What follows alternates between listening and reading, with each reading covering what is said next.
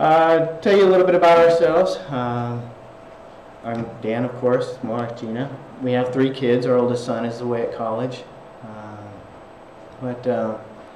We've worked with children's ministry since we started going to church together shortly after we were married. It's been 27 years now, almost 27. And the Lord's blessed us with the ability to reach out and work mainly with youth from children's ministry all the way through college and career, high school kids and things like that. And we've been doing short-term mission trips for nearly 20 years now to Mexico and various different places. And back in 2014 was the first time we went to Ecuador, and it's been just a growth process since then, building relationships and networking through that. With the slide that's up, first off, I'd like to just really thank you for the opportunity to come and speak with you today. Sorry to deprive you of Mark's message, but I am very happy to be able to share our ministry with you and what the Lord's called us to do. So a little bit more about this. Dunamis, you'll see on the upper left-hand corner of the slide. Dunamis is the organization that we'll be going to work with down in Ecuador. Dunamis was started by Toots, and they were taking these young women into their homes to try and help rejuvenate them, restore them. As a young married couple quickly determined that wasn't a very good idea. So they had rented a property in Quito, and that's where we'll be, in Quito, Ecuador, to start working with these girls at. Well, they transitioned from working with the older women to the underage girls. So what happens is when the police may perform a raid on a brothel for whether it be drugs, money laundering, whatever the case may be, and they find girls under the age of 18, they take them out. Well, the government holds them in a for-profit shelter for 3 months. So this shelter is just there to make money, basically housing these girls. They don't do anything with them to restore them, to help them, encourage them, counsel them, or anything else. So what Dunamis does now is they run a day program for the girls where they make agreements with these shelters to go and pick up the girls. They bring them to their center that's down in the city. That looks like just any other house next door. And they teach them life skills, they give them Bible lessons, they just love on them unconditionally, trying their best to teach them about the love of Jesus Christ and that there's other opportunities and ways to make money by making various things or different trades. Dunamis has been around for just over 8 years, and they've always had the vision and the goal to start a long-term home. So we're starting the first long-term home for the care of these girls in Ecuador. So, and from what we've figured out up until just recently, it would be the first one in South America, but I think we've learned recently there's a home in Brazil. But other than that, Ecuador has nothing to rehabilitate and restore these girls. So that's where we'll be coming in, and we'll be leaving the country at the end of August. We'll do 2 months of immersion language training in Costa Rica and go directly to Ecuador from there. So with that, that's who we're going to help, and through the Dunamis organization. And we'll get more into what we'll be doing with the girls in a moment. On the lower right-hand corner, you'll see the name Orphanos. Now that is our sending organization, our missionary sending organization here in the States. They're based out of Memphis. They're an interesting organization. They only run about 29 or 30 missionaries, but they only work with missionaries that deal with kids at risk. They're not church planters, they're not any other aspect. They're focused solely on kids at risk, and thus the name Orphanos. Something else that makes them a unique organization is that each of the staff members at Orphanos are missionaries themselves, so they raise their own support. Orphanos also does its own fundraisers to take care of all of its administrative costs, so 100% of what's given to the missionary is passed on to the missionary. They take nothing from that. So it's a true blessing to be able to be with Orphanos and also to be working with Dunamis. Ooh, that's a sensitive button.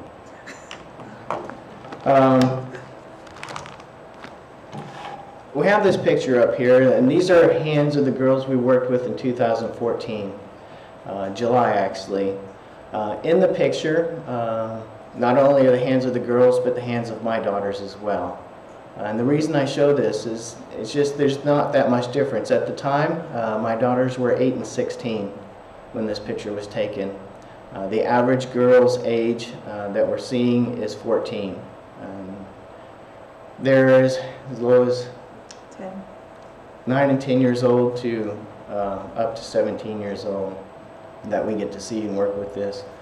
On our prayer cards we have Zechariah 7:9, and it says, "This is what the Lord Almighty says, administer true justice, show mercy and compassion to one another. Do not," verse 10 it says, "Do not oppress the widow or the fatherless, the alien or the poor. In your hearts do not think evil of each other."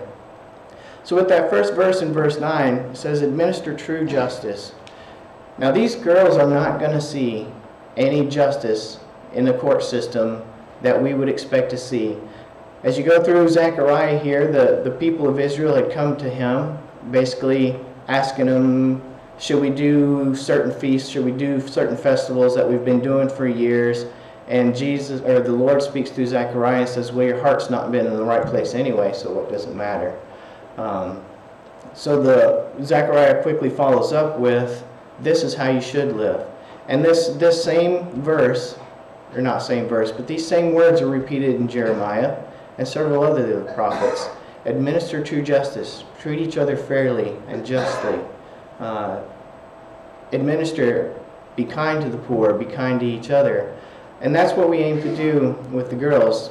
Now, without true justice through any court system or penalization of those that have oppressed these young women, their only true justice is going to come through the love and hope of Jesus Christ.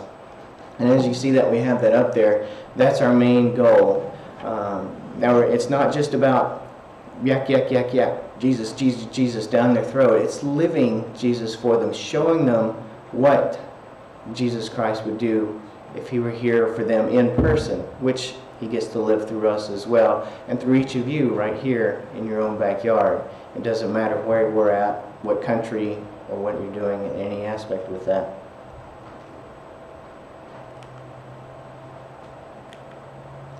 These are the girls we worked with back in July of 2014. There's 6 girls in this picture. The rest are the team or staff or a social worker that works with Ecuador, the Ecuadorian government. On average, we're seeing about 50% of these girls have babies as a result of their abuse. And just to give you an idea of what some of the things that these girls go through, as they will often be abused between 30 to 40 times a day. The girl on the far left with the yellow shirt, she was already mentally disabled, but through her abuse she is now also physically disabled. My daughter's holding her baby because she can't hold her baby and stand at the same time and has to be assisted when walking. So these girls are really treated harsh. They are oppressed. It's modern day slavery. This is all it is. It just has a different face. We often think about slavery from the time of 150 years ago, 200 years ago, when tribes were selling tribes to the Anglos, and they were being brought to America and to Europe to be sold as slaves. But slavery's been going on since before Joseph's time. Joseph was sold by his brothers into slavery, and the sex trade has been something that's been around as long as there's been people doing evil to each other. So this is a picture of the girls we worked with last year, this past July. There are actually 10 girls in this picture in the program. The rest were the staff, and only one had a baby in this group.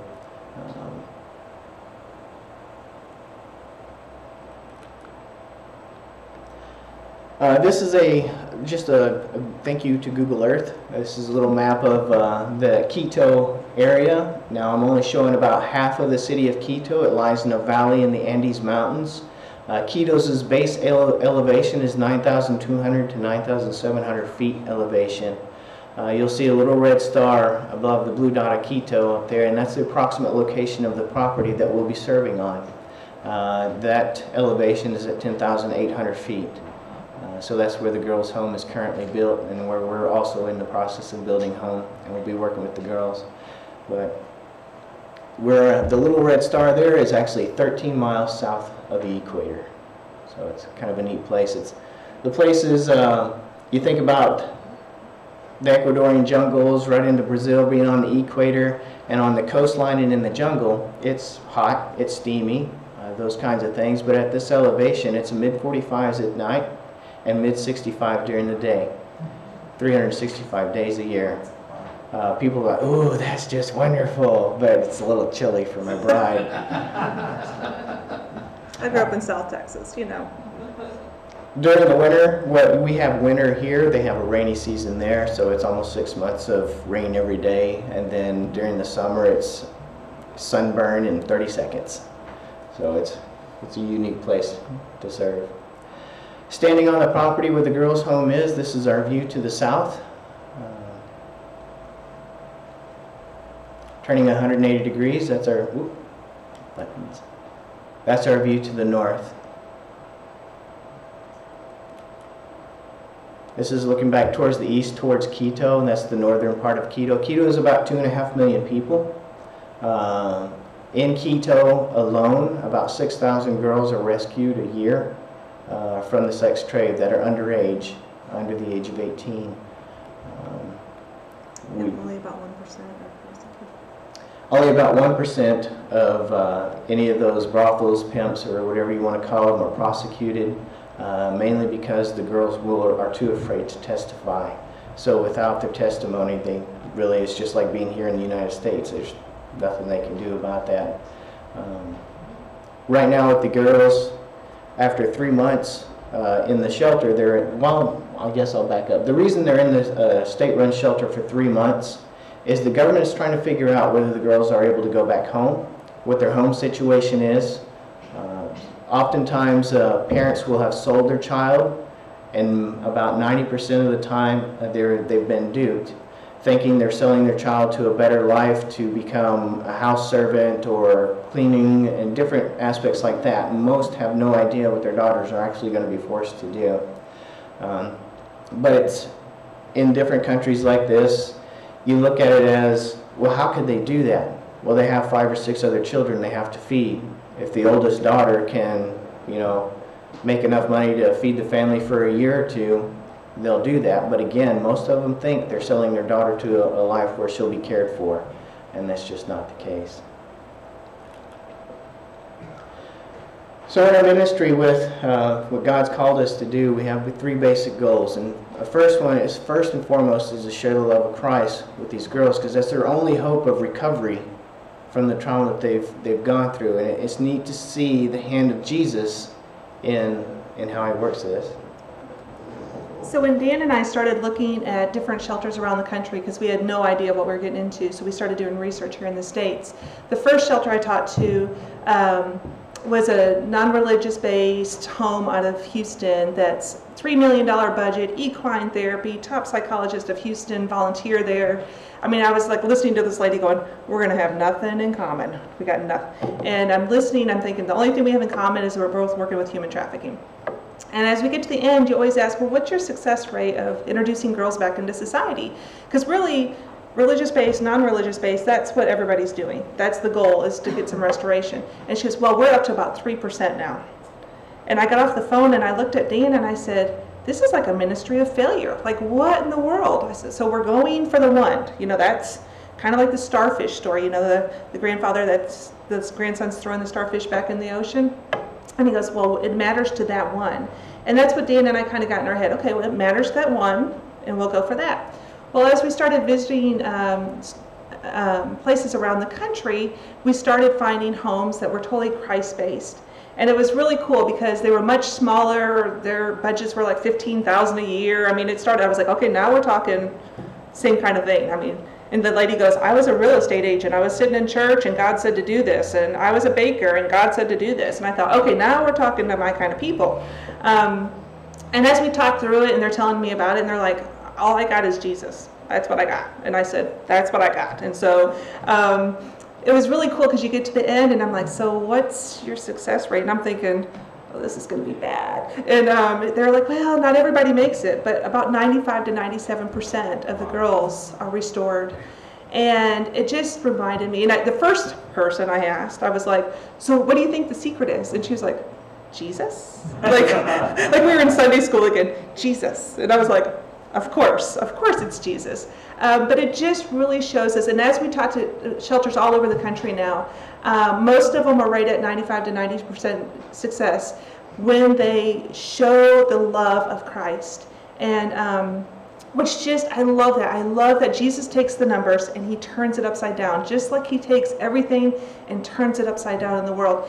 Even those stats show that, and I love that. I love that that healing power of Christ is really what does it. And that's obviously our first goal in this ministry. We want to give them skills and stuff, but they got to know Christ, because that's the only way they can actually heal from all the trauma that they've been through. So our second goal is to establish the home in a way it can be reproduced. The Ecuadorian government is actually very interested in this. In the human trafficking world, there's 3 tiers. Your countries are based on tiers. So like tier 1 would be like the United States, Canada, a lot of European countries where there's legislation where it's illegal. Not saying it's not happening, it's just illegal. There's prosecution, and then there's restoration process. There's tier 3 countries like Taiwan, Cambodia, stuff like that, where it's like, go at it, the government's making money, there's no things.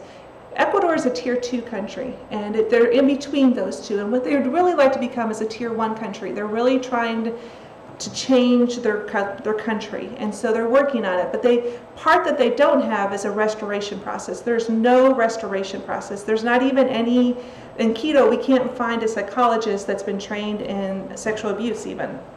So we're going to be a part of that process. So what we would really love, that God's really placed on our heart, is to make this process, as we're setting up the policies and procedures for this home, that they can be reproduced around the country. And they can actually be reproduced around South America. We've been talking to several different countries in Latin and Central America, and trying to come together and work together as we build homes for girls that have been trafficked, and boys. A lot of people forget that in the United States, actually, 40% of the people who are sexually trafficked are now boys in the United States. So it's not a girl problem, it's a human problem. And 3? Just also with that, I mean, we hope that in 20, 30 years our grandkids would say, now why did Grandma and Grandpa go to Ecuador? What were they doing? But we know that this stuff will probably still be around because of the sinful nature of man.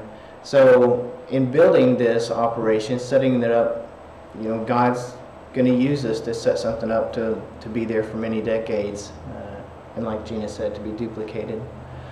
Our third goal is to build a team, not just financially, but prayer partners, and to people here to be aware of what human trafficking truly is. It's not just a third world country problem. Like Gina's talking about, 40% of the kids trafficked in the United States are boys.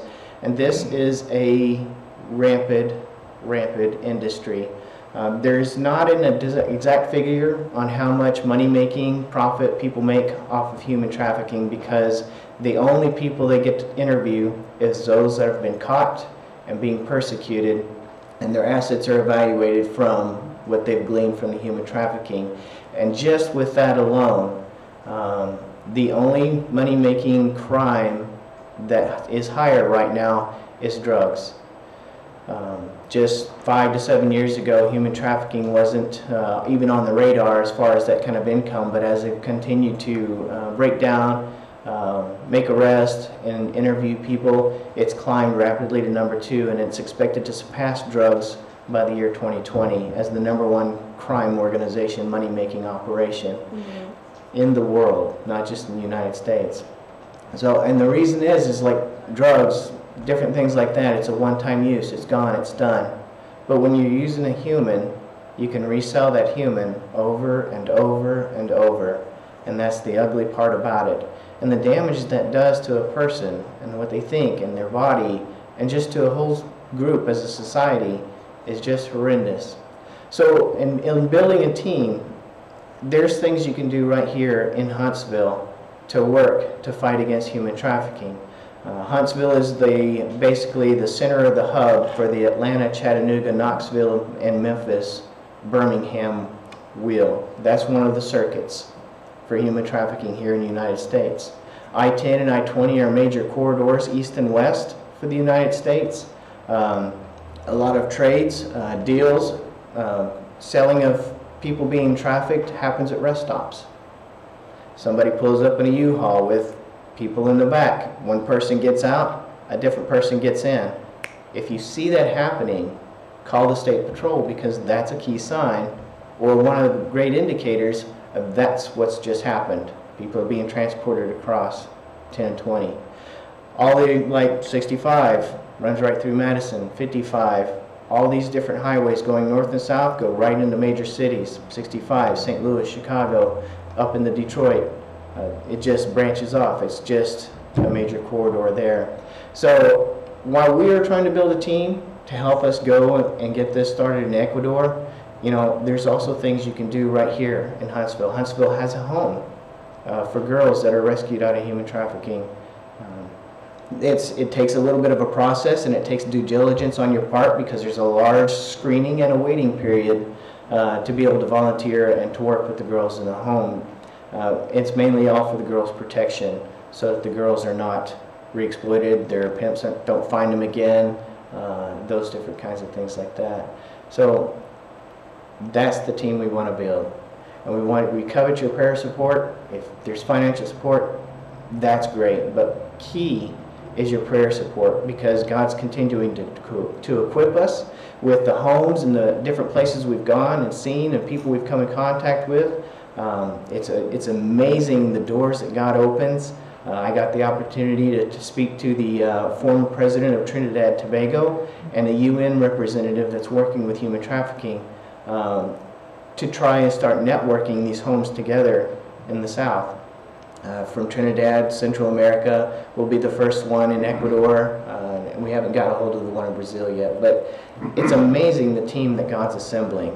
So we'd love for you guys to join us in that and be our prayer partners and support us as any way you can.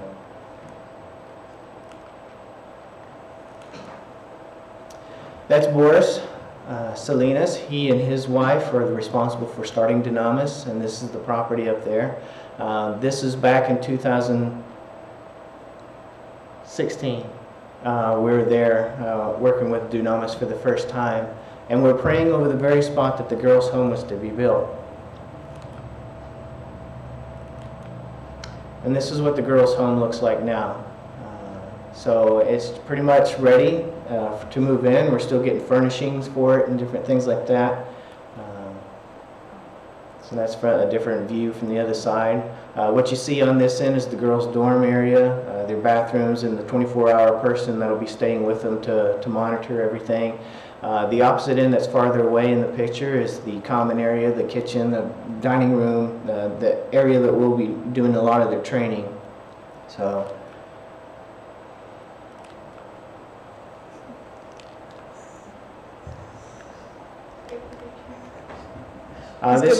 this is the common room where we'll be doing a lot of the training. Also just fellowship with them, enjoying time together. Talking about some of the training, you know, like I've already said, first and foremost, we'll be sharing the love of Jesus Christ with them. But we also want to teach them skills. We want to teach them how to use computer software.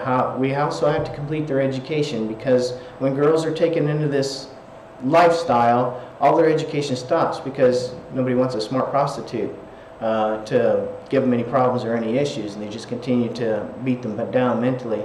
So we'll finish their schooling, we'll teach them skills, we want to teach them English. In Ecuador, their main GDP comes from tourism, banking, and medical. So if you have money in South America, you're going to go to Quito, Ecuador for your medical care. So being able to speak English moves them right to the top of any job hiring list. So that is a huge desirable aspect and gives them one of the best opportunities to succeed outside the life. And this would be the dining room area. We'll put a big table in there, of course.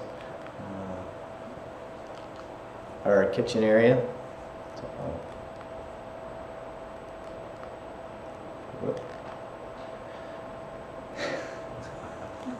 One time. Okay. This is my family group, Boris and Fernanda. They also have 2 little girls. And they just had a little boy that was born this past November. I got to see him when I was down there. But this is our team, and this is what we're doing. The Lord's called us to it. We know that for sure. Gina and I are pretty hard-headed, so God was relentless and wouldn't leave us alone for months as we ran away and tried, no, I don't want to do this. But the Lord has called us to it, and we fully embraced it, and it's been true blessings to see Him move in making this possible, making things come along in the things He's taught us and equipped us. So, if you have any questions, I'd love to take the time to answer those. Yes, sir. We were talking about education. Are you able to give them some kind of way to get, like in the U.S. we have the GED, some kind of program like that? Yeah, they Boris's adoptive dad actually runs a school in Ecuador, and they can get a GED. So he's going to provide some teachers for us, and they'll school in the house, and they can get a GED. Like it's equivalent to like a GED and stuff like that. And we can actually start community college classes, the equivalent of that, also through the home with the computers and stuff like that. So yes. Have you been speaking Spanish for a long time, or is it a new skill? Our daughter's laughing really hard. We are learning Spanish right now. So if you asked us to go get some food or directions to the airport, I could probably help you out. But to listen to a 14-year-old crying and telling you stuff in the past, that's not happening. So we are working on that. Thursday nights we attend a Spanish-speaking church that's real close to our house. And so we've been working on that. We have a Spanish tutor that comes on Wednesday mornings. And then we've been just trying to do stuff during the week, at home. Obviously we're studying and stuff like that. So I'm listening to praise music in Spanish. I'm just trying to endow us in Spanish for sure. But we've got quite a ways to go on that. It's hard for their equipping. Yes, and I'm just praying really for the gift of interpretation. Like, let me just understand whatever it is. Because we really could get girls from the jungle. When we've been down there, there's been girls from the jungle who only speak their tribal language anyways. Girls from Brazil who speak Portuguese. So even knowing Spanish is going to help me, but it's not going to cover all the bases. And so I'm just asking God to just let me understand what's going on, God. Yes, sir. Is there somebody there to teach these girls crafts and things that they could sell to help defray the cost of living there and without, total donations and all that thing? Part of the day program right now, they teach them to make jewelry, they teach them how to sew, they're teaching them cosmetology, different things, and we'll continue a lot of that in the long-term home, but we'd like to focus more on professional skills that they can work on in the long-term home, or will be, versus just making jewelry. But we also understand that not everybody's cut out for a professional world, so we'll still have that opportunity for them to learn those kind of skills. We also, one of the main goals is to make the home and the foundation as self-sufficient as possible. We have, right now we have 7 acres, and we're in the process of purchasing about 3.5 more. So we'll be able to do some farming, high altitude farming. That's neat. I've been reading onto that as well. We'll also be raising small animals for sale. Here in the States we have turkey for Thanksgiving, and that's our yes meal. Well, there they eat guinea pigs. But they're not guinea pigs. They're not the cute fluffy ones. They're like 15, 20-pound Peruvian guinea pigs. They're like ginormous rats, as far as I'm concerned. More pig than guinea. Yeah, more pig than guinea. Yes, but they can sell them for about $20 a piece. So, and they multiply like rabbits. And so we'll be able to raise those on the property and for the girls to be able to sell. And that's one of the things we'd like to do too, is if they're transitioning out and going off on their own, is maybe they loved raising guinea pigs, is to give them some guinea pigs that they can take with them, for they can continue to do that, because that's a pretty reasonable thing to do, is to sell guinea pigs for food. I mean, like for themselves to eat, but also to be able to sell. Yes, ma'am. Do some girls will be coming with their babies, and what happens to their babies? The girls that come to the long-term home, we'll be able to take up to 10 girls initially, and if each of those have babies, we'll have 10 babies, so that'd be 20 children in the home. They'll have individual rooms, so their babies will be with them in the rooms, because it's one of the things we have to teach them is how to be mothers, those that have children, because The other obstacle we're up against is that most of the time they resent their babies. So there's very little interaction with them because they're a product of their abuse. And so going through that process and steps with them, teaching them how to be mothers and how to raise them. Now the ultimate goal right now with the girls' home, once it's up and running, we'll turn right around and start a transition home. So when the girls turn 18, you know, even in the States or any other place, I don't know if too many people at 18 are ready to be on their own. So it'll be a transition home where they can live, commute to Quito and work and have a place to come back to until they can get on their feet and get on their own as well. Once that transition home is complete, up and running, we'll be building another girls' home, whether it be on the same property or whether we're, you know, the possibility of branching out. Like we said, the long-term goal is to make it duplicated. So there's other major cities in Quito that need this as well. Yes? How safe are the homes going to be? I mean, is that done? Yes. We right now on the property we're building what we call Nehemiah's Wall, where groups can come down and build a section of the wall. So it's pretty neat. It's 3 meters tall, so it's just over 10 feet, and it will encompass the entire property, and it's in the process of going up now. We're taking a small group March 18th through the 26th down to work on the wall and on the house that we're also building as well. And work with the girls. And to work, the women get to work with the girls, we men grunts, we're going to go build walls. There you go. So, but yes, I will be able to be armed. We'll also have a full-time guard and a full-time police officer on the property at all times as well. And it's also way out in the middle of nowhere. The neighbors, the one's a potato farmer, the other one herds some cows past the house every day. It's kind of hidden and remote on top of that. Yes. So you'll actually be living in that house with the girls? We're going to actually live about 100 yards from the girls. We're going to live a separate house just for the safety of our family and our marriage, all that good stuff. And then you'll have somebody in the house that spends the night with them and stuff like that, yeah. So there will be like a young or an older woman that will stay in the house all night and stuff like that. And 2 of them actually. It's never wise to be by yourself. So there will be 2. And there's actually will be a security guard at the door of the girls' home at all times also too, for their protection and for everybody's protection for that fact. You know, even the people that are working there and for each other.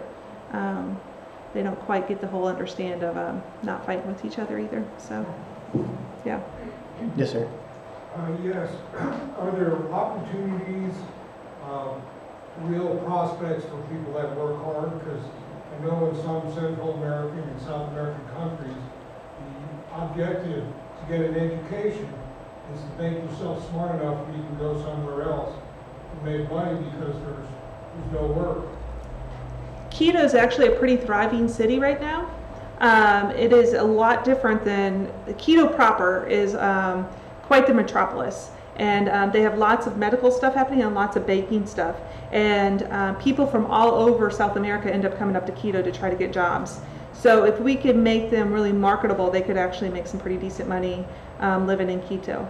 Outside of Quito, it's back to third world country. You know, it's third world culture. But in Quito itself, and then there's another large city, Guayaquil, which is further south along the coast, that there's a lot of opportunities and stuff like that. But it might be that they end up leaving the country. It might be that, you know, we have connections here that they might be able to come and move here or something. You know, I mean, that might be the best option for them. We don't know exactly how that will all pan out eventually. Yes, ma'am. How do you end up getting these girls? Okay, so the government puts them into these for-profit shelters for 3 months while they figure out what to do. So their Department of Human Services, which is they called MIAS down there, researches, you know, where they come from, all that good stuff during that 3 months, and they figure out if they can go back to their families or not. And if they can't go back to their families, they go back to their families. If they can't, which in a lot of cases they can't, they end up going into an orphanage or something like that. And actually, honestly, sometimes they get let out to the streets because at different times the orphanages won't take in any more kids, or they won't take in any of that age, or because of the abuse that they've had, sometimes they won't allow that in because that abuse can spread in the orphanage. And so during that 3 months, that's when they figure out. So Dunamis is working with those for-profit shelters right now, the day program is, and we'll be able to work with those girls and figure out which ones will be able to, that don't have any place to go and that do want to rehabilitate, because not everybody wants to change their lifestyle. You know, they're getting plucked out of the lifestyle because they're young, and some of them are just waiting out their 3 months before they can go back. It's almost like a prison term for some of them. Some of them are pretty excited and they're like, thank you that I've got rescued, but other ones are, I just want to go back. So during that 3 months, we'll work with the girls and see those three things basically. Do they have any place else to go? Do they want to be rehabilitated? You know, do they want to change their lifestyle? And do they want to grow? Those will be things that we'll be really looking for. So that's how we'll end up getting the girls, is through the day program. How did they end up in the first place, the government place? Have they found somebody? Yeah, so the government actually tries to crack down on their underage, the girls. So if they see girls that are like obviously underage, because some of them are, they look like they're 8 or 9. I mean, they look young. It's not like, are they close to 18 or not? The ones that look close to 18, they don't end up picking up because there's no documentation to prove how old they are. So what they do is they go into these brothels. It's okay to have a brothel in Ecuador. You know, you can have, prostitution is legal over 18. So they'll go into and they have to pay taxes. The brothels have to pay taxes, and they, you know, all these different things. So if there's a money laundering or drugs coming out of that place or whatever the case may be, then the police will go in and do a bust. And when they go in, if they find the underage girls, then they take them and put them in these for-profit shelters that the government's paying for. So.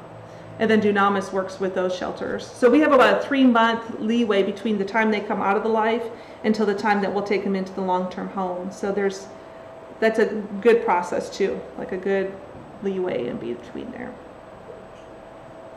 Yes, ma'am.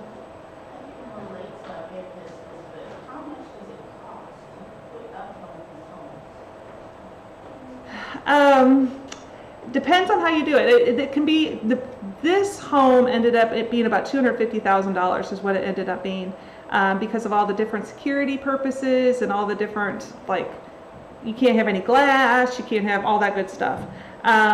It can be done for less. This was done by an organization out of Arizona, and they did it well. I mean, it should be there for, you know, well past anybody I ever know will be alive.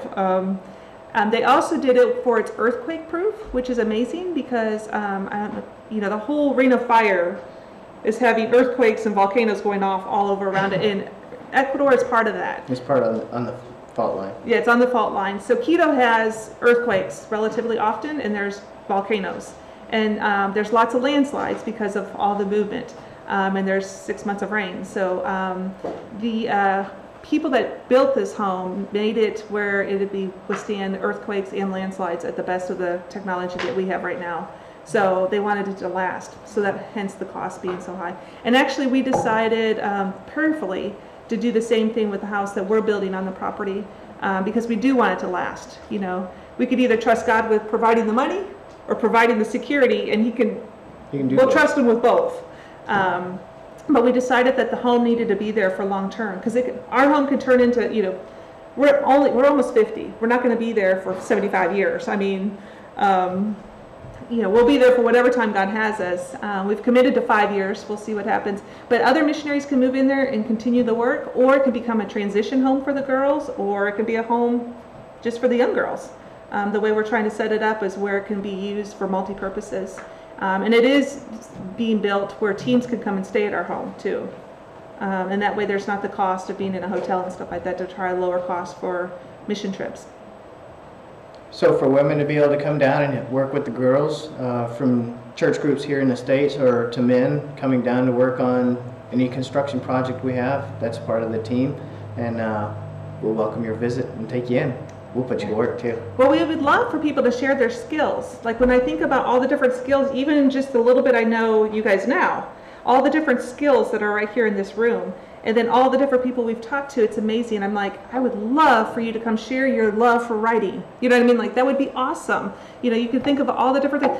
How about coming and sharing your skill of being a mom? I mean, like, amazing. Like you have 8 kids. You could, I mean, that's like a lot you can do, you know, showing a girl, you know, how to change a diaper. I mean, last time I was down there, I was showing a girl how to change a diaper. She had a 4-month-old, and she still didn't do it because other people were doing it for her. And there's just a lot of things people can do to just share what they have, their skills. And I'm just excited that people have that opportunity to share, for the girls, to see so many different skill sets. So we've had a lady who says she's a junior high music teacher. Says, can I come down and do a music camp for a week? Yeah! Because if the girls have, you know, a music inclination, we can get them lessons. It's not a big deal. Keto is right there, and they have all that opportunity. Another lady says, who decorates cakes. Well, there's a bakery on every street corner. 3 times as many bakeries as there are gas stations and anything else you can find down there. So the opportunity for them to have a job there, to get a job, if they've got experience decorating cakes or making bread. So no skill is insignificant, no opportunity is insignificant, and nothing should be overlooked for the opportunity for the girls to say, I think I like that, I don't like that. Well, okay. That's part of the process of raising up girls. So, yes, ma'am. You said 6,000 girls a year? That's what's rescued out of Quito, the city of Quito alone. That doesn't include the entire country, but just in Quito. And that's, again, the girls that you look at face to face and that's unmistakable. Yes, you're under the age of 18, because they don't have all the documentation that we have as far as birth certificates and things like that. So if a girl says she's 18 and she looks like she's close, they can't take her, or they won't take her. So without any other proof. So That many are rescued in a year, is there a family that is not affected? I'm sorry, I didn't hear you. 6,000 girls a year are rescued, is there not a family that is not affected in this way? Absolutely. I mean, it's like the whole population must be Yeah, families plus one girl. absolutely, absolutely. When you talk about years of that, of 6,000 girls being rescued a year, absolutely, almost every family knows somebody that's been trafficked there. When you start thinking about how small of a population the country is and stuff, absolutely. One thing my daughter mentioned that we didn't mention in the presentation was the girls are kind of considered almost like untouchables in the country. You know, it'd be, a lot of churches don't even accept them in and stuff like that. They really are ostracized, and which always blows my mind, because somebody's buying. So there's probably somebody in that church that's buying, and but the girls aren't welcomed a lot of times in a lot of places. And so you know, there has to be enough restoration that, you know, I hate to even say it, that there's a transformation that people don't even understand. You know, so pray for them in that sense too. And that happens here in the United States also. It happens a lot.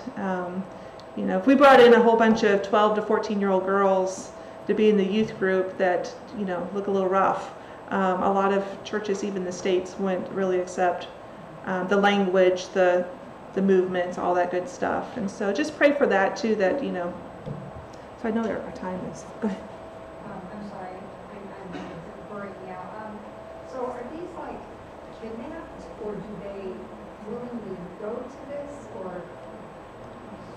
Some girls are, you know, they just live on the streets already because their family has abandoned them, or their family is dead, or whatever the case may be, and they're picked up. Some, about probably 80%, are actually sold by their parents to continue to support the rest of the family. But like I said, and most of those don't know that they're selling their daughter into prostitution. They think they're selling their daughter into a domestic kind of situation. But in the United States, most of them are lured in. People think that people are kidnapped into the United States all the time, and really about 80% of the people in the United States are actually lured in. Our teens are being lured in through media, through, you know, Snapchat, contacts, and all that Facebook. good stuff. Yeah, But then is it, I mean, but then they're held hostage. Yes, after they're lured in, it's. so they make a contact with somebody and then they're Mhm. Yeah, that's They befriend somebody, they have no idea who it is on the internet. There's a false picture of, you know, young Joe Schmuckatelli saying, come meet me, you know, we'll have a good time. those kinds of things. And then they meet once or twice, and they'll buy them gifts, kind of woo them, buy them dinner, stuff like that, and not do anything. Well, then the teen has a blow-up with mom and dad, and they rant on their site to this other person, and that person will chime right in because they're so conniving and so convincing. They say, you don't have to put up with your parents telling you that. You can come stay with me. You can live a good life. You can do what you want. You're free to do anything you want or whatever. And so they agree, and so they go with that person. They meet them, and then after a little bit, they say, "Well, we need some money. I need you to do this favor for me." And then they groom them and grow them into that, and then pretty soon it becomes a coercion and a threat, and just forced to the point that they don't believe they can ever get away from it again. And they just demean them, belittle them, break them down mentally to where they think that that's all they're good for. So you see that conditioning in society around the world.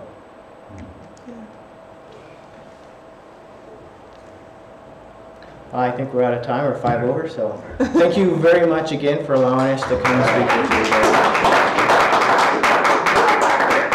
If you guys are interested, here's our prayer cards, and They're magnetized, so you can stick them on your fridge. here's our information to our cards, and then if you're interested in financial help for us, it's here too.